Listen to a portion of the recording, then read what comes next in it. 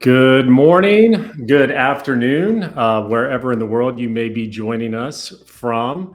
I am Avery Miles. I'm joined by my colleague today, Catherine Barron, and we're here to discuss a little bit about US privacy laws and the applicability to both commercial and clinical stage biotech organizations. Before we get started, and we're gonna talk a little bit about our title, Biotech Hokey Pokey, especially for those of you from outside the United States who may not be familiar with that concept. I wanted to highlight that on Saturday we celebrated 7 years of the GDPR, the EU GDPR, going into effect back in 2018. But I want to bring your attention to another upcoming milestone on the horizon in June, and that will mark the 7th anniversary of the CCPA, the California Comprehensive Consumer Privacy Law that we all know and love. That will mark the 7-year anniversary of CCPA being signed into law back in June of 2018. Granted, the law did not go into effect until 2020, and it was subsequently amended by the CPRA not soon thereafter. But we're now, 7 years into a landscape of U.S. privacy and data protection, where we've seen really the floodgates open on new state privacy laws, and even in the last couple of years, in the aftermath of the Dobbs Supreme Court decision, new US consumer health privacy laws. And questions we often get from our clients before we even get to the requirements of these laws are, does this law even apply to me in the first place? And I think that's maybe a good segue, Catherine, into our title and why we chose to bring in this hokey pokey concept. And maybe you could explain to our audience members a little bit what's in that title and what we're trying to convey with our presentation today. Thank you, Avery. So the reason why we chose the title Hokey Pokey is a reference to a very fun dance that a lot of children in America do. But I think it captures very well the spirit of how in the United States there is a patchwork of privacy laws that may be exactly called privacy laws or other adjacent laws that impact the use of data at the biotech startup. And so in the song Hokey Pokey, there's a reference to one of the famous dance moves, and that's right foot in, right foot out, in, out, in, out. And so it shows the idea that for a lot of our that we've been speaking to, sometimes it's unclear whether their activities, whether it's related to the clinical trials or not, fall under the scope of the privacy laws that we will be discussing today. Thanks, Catherine. And I think we often see two scenarios. We'll have clients that will come to us and they'll ask, could you build us a CCPA privacy program? Come to find out, they don't meet the applicability thresholds for CCPA yet, because perhaps they're a pre-revenue organization. So you have organizations that think they're subject to laws that aren't. On the other hand, we have clinical stage biotechs who assume, because certain exemptions apply, that they're not subject to US state privacy laws at all. Come to find out, that's not always true, and we'll get into that here in a moment. Before we go into the slides, quick disclaimer. This is not legal advice. The contents of this presentation are reflections of our best thinking and understanding of the current landscape and requirements based on our experience.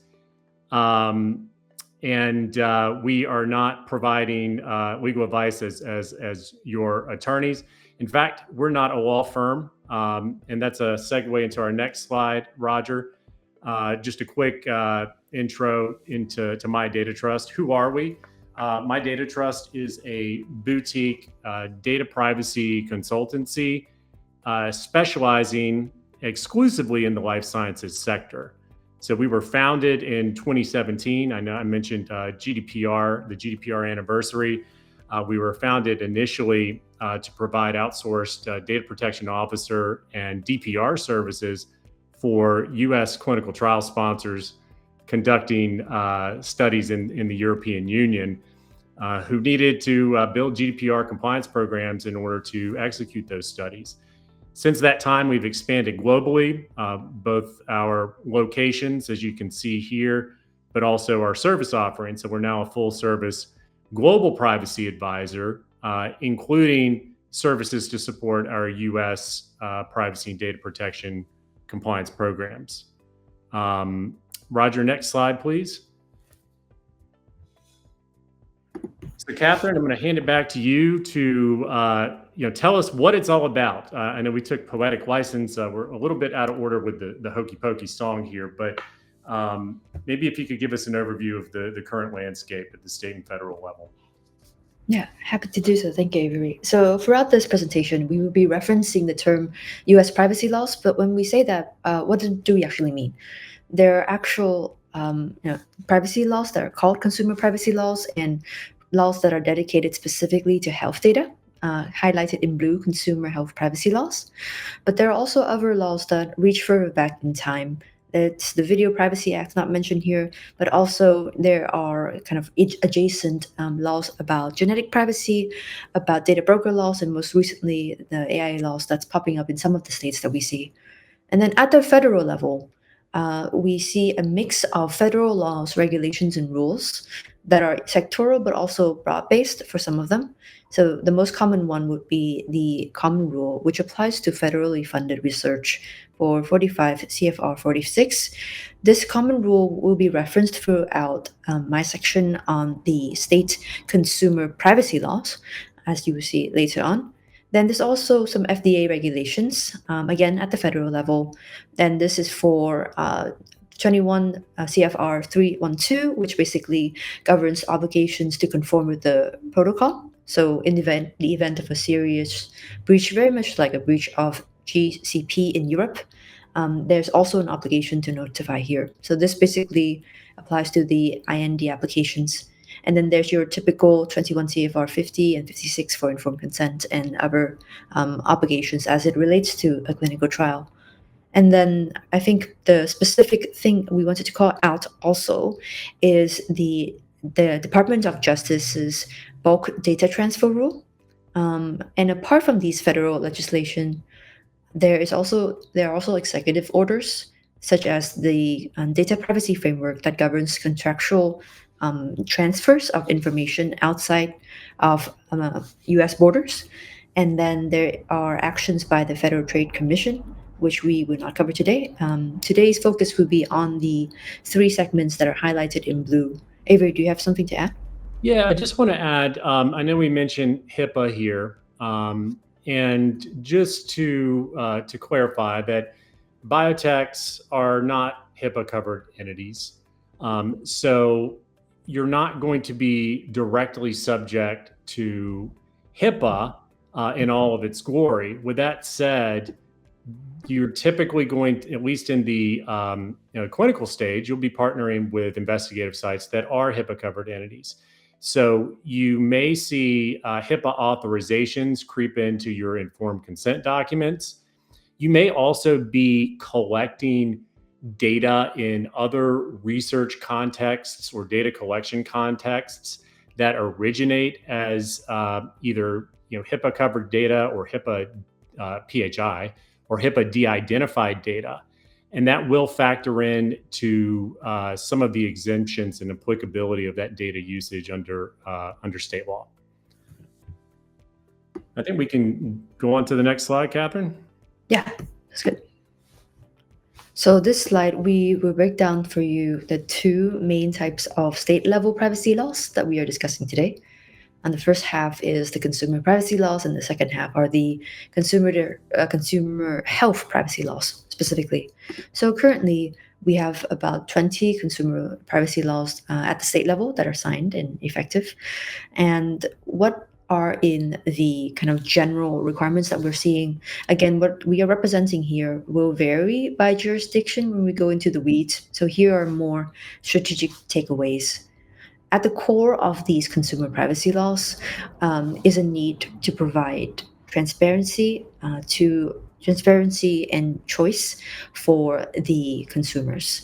And transparency basically boils down to providing the information in a way that's legible and is accessible, and captures with high fidelity the types of activities that the tech startup is engaging in. Choice is what it indicates, allowing the consumers to whom the data relate to exercise some of their rights, such as the right to access the information, the right to opt in to some of the use of sensitive data. And this is true for most states. We are seeing a gradient where, for some of the more progressive states, this is more applicable, but then for some of the more conservative red states, then we see a trend of more opt-out for the use of sensitive data. We wanted to call out that there's also rights to deletion, which is very important as it applies to the clinical research, but also the right to opt out of data selling and data sharing, or even to limit the use of sensitive data altogether, as we see in the case of California. And last but not least, there are kind of obligations for businesses to follow. One core obligation we're seeing in a couple of states is to conduct a privacy impact assessment, or a risk assessment, basically, to see if from a privacy and data protection, data security perspective, the use of the information is safe enough to proceed. Very much like safety from a GCP perspective, but now we're in the privacy realm. And other obligations also extend to data minimization. There are varying degrees, but the one that's really special is the state of Maryland, where they limit the use of data to what is only strictly necessary. And as Avery had previewed, the downstream implication of the strict data minimization requirement is that it basically puts certain types of research outside of the scope. Outside of the scope of permissible uses in some of the states, especially Maryland. And then last but not least, the obligation that we see that's very common across all the states, regardless of whether they're red or blue, is the need to sign contractual obligations and pass these obligations down to your service providers. Avery, anything to add before I move on to the next section? Nope. Okay. And Roger, can we go back? So, as it relates to the health privacy laws, there are three main ones that are on the books recently.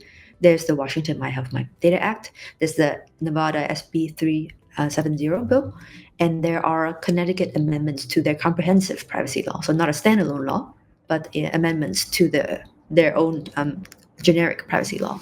And there's another one on the way for New York.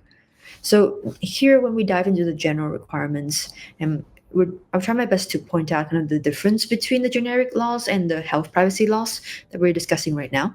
So for the health privacy laws, the focus is really on the health data, which is considered by itself as a subcategory of sensitive data for some of the states. Again, the same kind of rights apply to the consumers to whom this data belongs to, like the access rights, deletion rights, withdrawal of consent to share. So you can see a stronger move towards more like exercising of rights with the withdrawal of consent. You have to also show that there is there's a legal reason why, a legal basis in GDPR parlance as to why the businesses can use this information. It has to be used if it's requested by the subject, by the consumer, for the company to provide services directly, or it's got to be based on consent. So there's got to be a documentation that you've secured consent for the use of sensitive health data. Another very particular flavor to these health privacy laws is no geofencing. And the specific limits about like the square footage varies, but the point is, don't try to collect data that identifies the location or the movements of the consumers around certain healthcare facilities. That's gender affirming care, that's sexual health, that's mental health facilities. But in some states, it's even more broader than that. It's more about healthcare facilities at large. And then there are obligations for transparency, but in a very detailed way, more than the consumer privacy laws. But also, you could see similarly, there are obligations to pass these obligations from the privacy laws down by way of contract to your service providers. So, Catherine, let's now look at some of these exemptions that you mentioned at a high level in practice. Roger, if we can move to the next slide, starting with the state consumer privacy law. So this is where we're going to play our hokey pokey dance here again. Get a better understanding of when do these laws apply to you, and when might you be outside the scope. So, Catherine, maybe just a real quick overview of the exemptions here, and then we can jump into our examples. Sounds good. So very briefly, what's in scope, right? What activities are in scope, or what entities are in scope? Companies, biotech startups. So you see here a reference to volume thresholds and revenue thresholds. This differs by state, but the point is that if you're pre-revenue generating, some of these or most of these laws will not apply to you. But then there are, exemptions also that may make some of these laws not applicable for the typical pre-commercial biotech startup. And that is if some of the trials that are being run are governed by the common rule or by other federal regulations like FDA. And it also, there are also exemptions for the use of business-to-business data, so data of, for example, PIs from different sites. But the one exception here is in California, with the collection of such information is in scope with CCPA. The last column there is to show that while there are some uses of like data for research purposes, like different types of research, that's not exempted. They may be considered permissible uses. So one call out is when you're doing general research with an IRB oversight, well, while that may not be considered like a federally regulated research, it's generally considered permissible use specified under a business purpose. And in that case, there are some obligations that may apply from that specific state law, but maybe not all of the obligations because of the permissible uses. Next slide, Roger. So here we walk through a specific case for CCPA and how it applies to the commercial stage biotechs. So you see here on the left-hand side numerous activities that you may engage in as a commercial stage biotech. We present the information here to show you that some activities CCPA will not apply, some activities CCPA will clearly apply, and the middle ones, then the middle roles, it really depends on a case-by-case basis. There are certain nuances there. So clinical trials, not covered.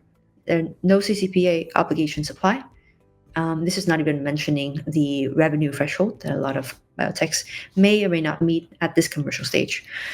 But then we go to the trickier territory where there are obligations when you are a biotech startup and you have done your study and now you're in the post-marketing phase.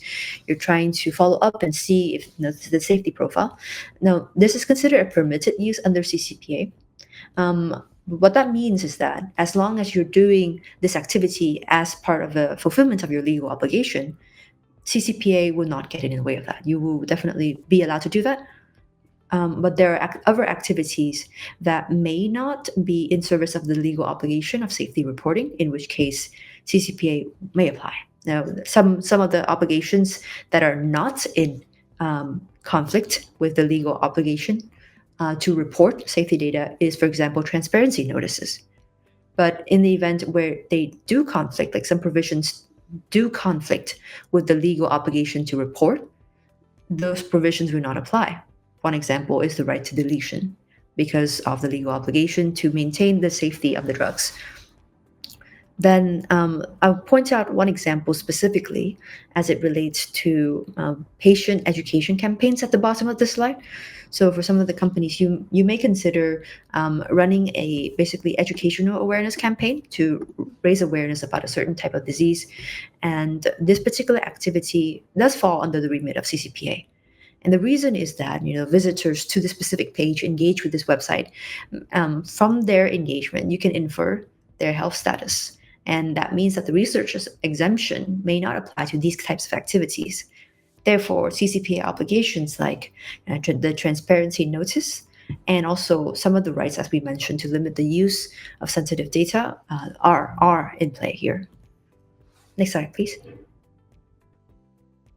Okay, so I will take the baton here, and we'll do a similar overview of the state consumer health privacy laws. And as Catherine mentioned, right now you have three. You have Washington, My Health, My Data. You have Nevada, and then you also have a Connecticut Consumer Health Privacy Amendment that was incorporated into the broader consumer privacy law in that state.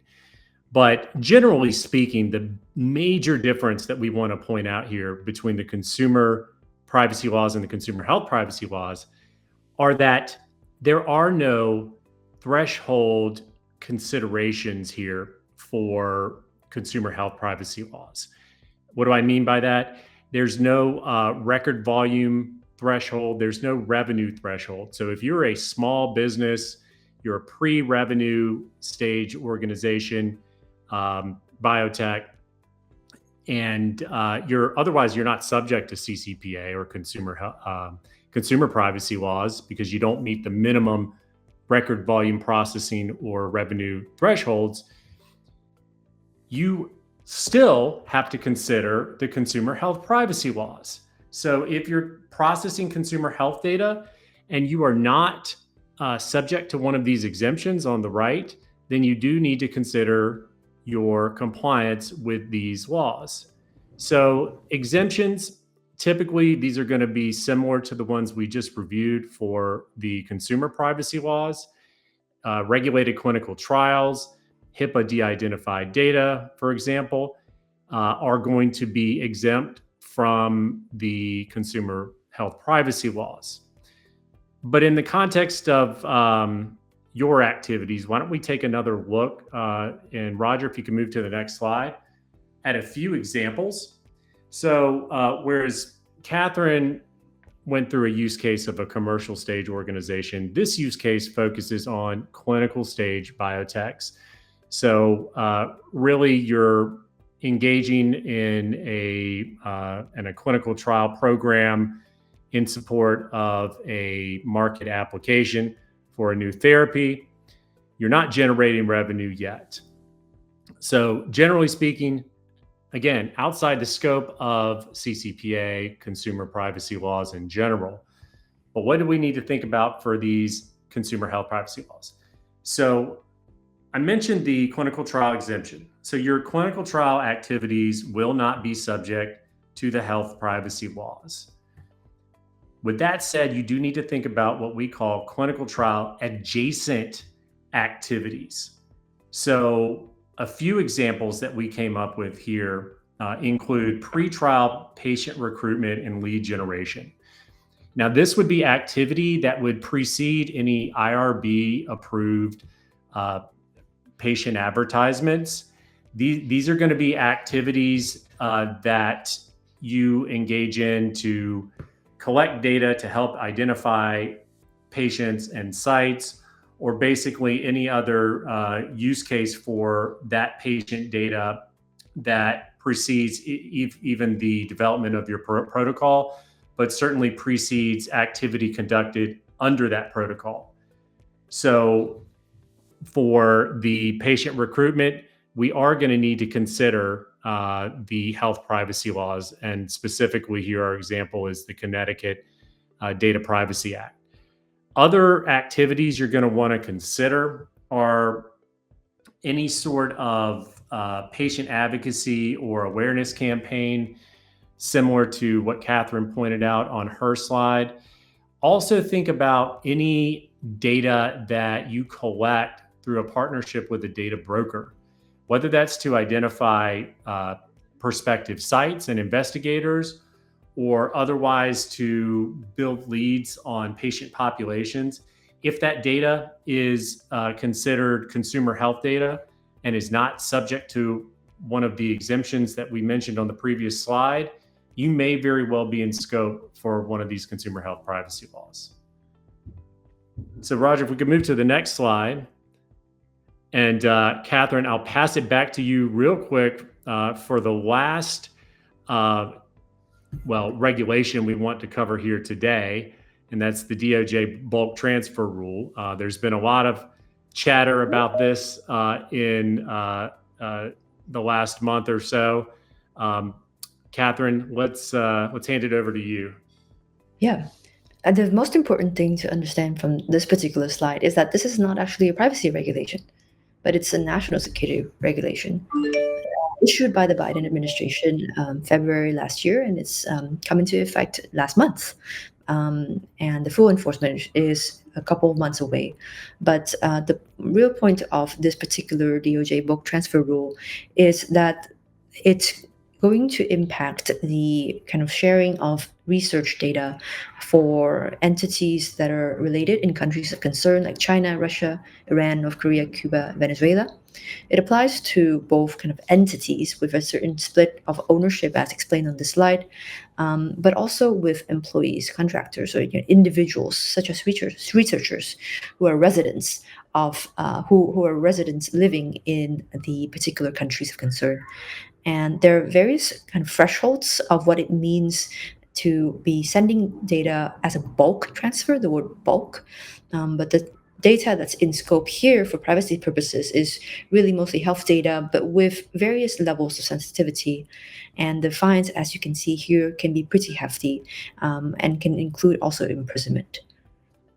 Moving on to the next slide, we wanted to show that there are different levels of sensitivity. Again, for human genomic data, the bulk threshold is pretty low. If you have the data, it doesn't have to even be like the whole sequence, the whole genetic sequence of 100 US persons. As long as you have genomic data of over 100, then this is considered a bulk transfer.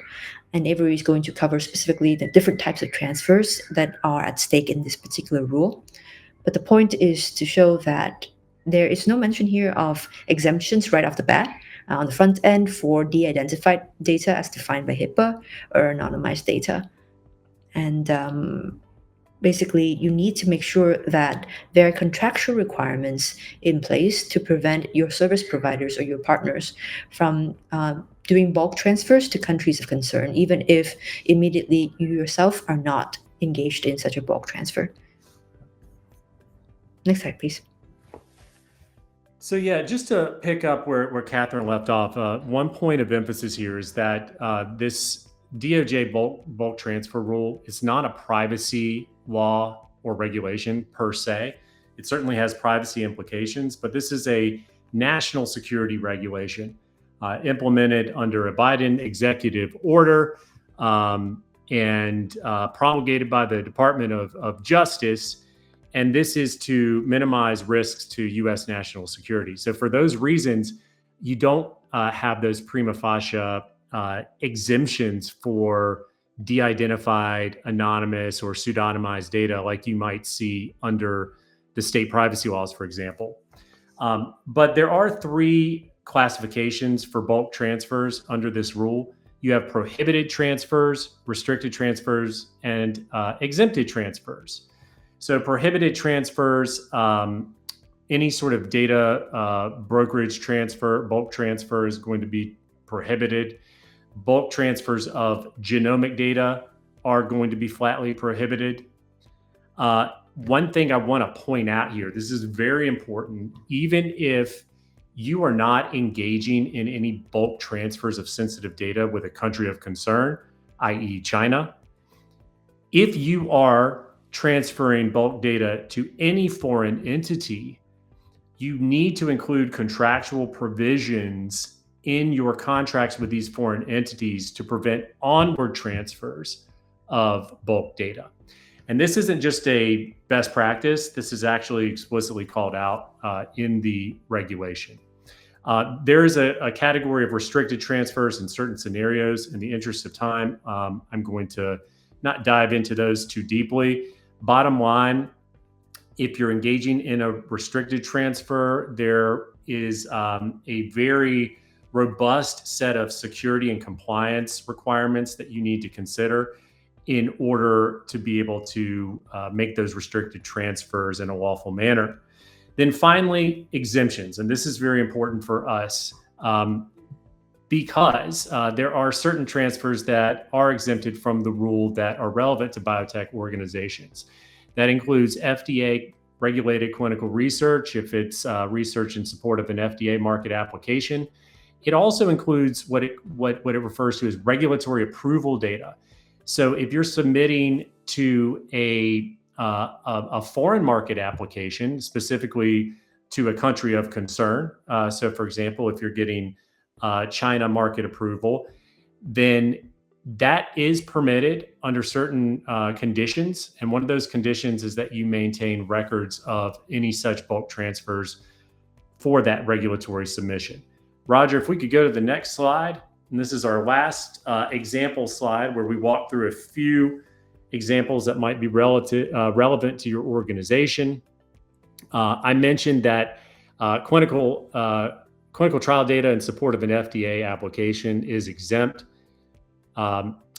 The exemption for foreign, or let's say country of concern market applications, so a Chinese market application, that exemption includes the record keeping obligation, but also a requirement that any such data be coded and pseudonymized.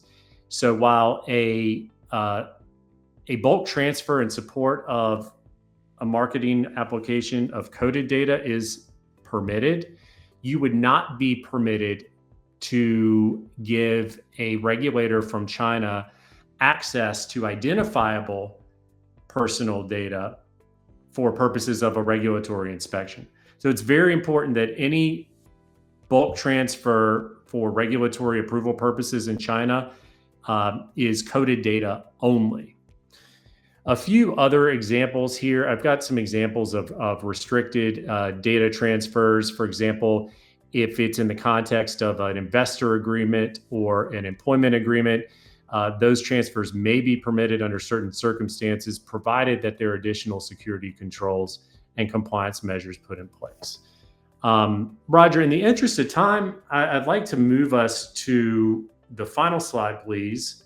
And these are takeaways for your organization. So because of the patchwork nature of U.S. state and federal privacy law and regulation, it is not always clear what privacy laws are going to apply to you and where within your organization those laws are going to apply.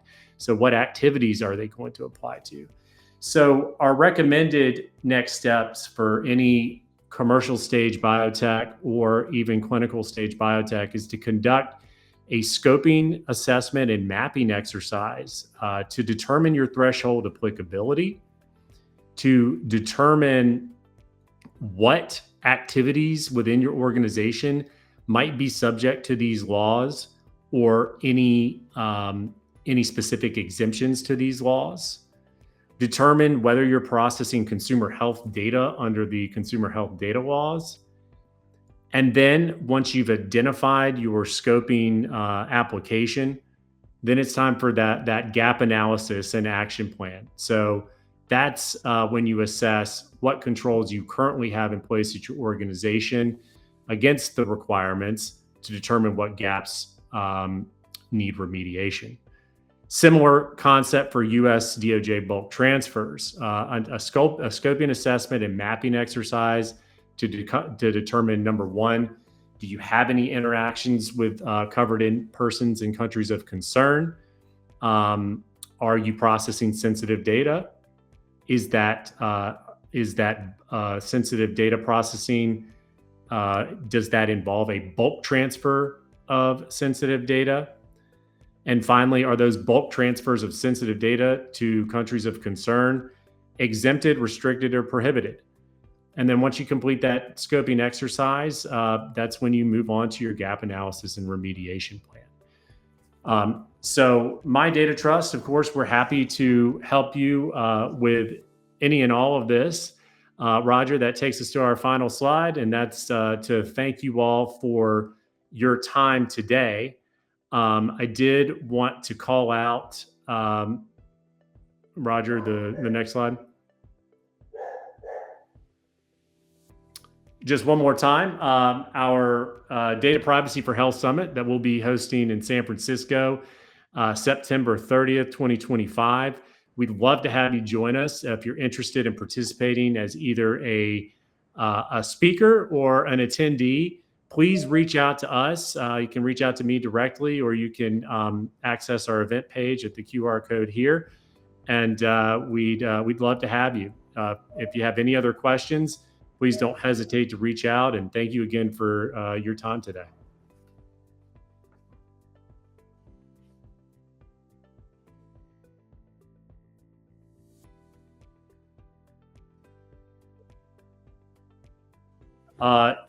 Yes. So for California, you actually do have a privacy regulator. For most, well, I think every other state, it's going to be the state attorney general's office who will be the primary enforcement authority. Can I add to Avery's? Go ahead. So one interesting pattern that we are seeing is that as the FTC kind of takes a step back on privacy, we're seeing more momentum on the level of the states to basically coordinate enforcement. And we're seeing, for example, as recent as last month, the consortium of the privacy regulators from mostly blue states come together to coordinate enforcement. So the consortium of privacy regulators, I think, will basically elevate the enforcement that we should be expecting from the state level. Great point, Catherine.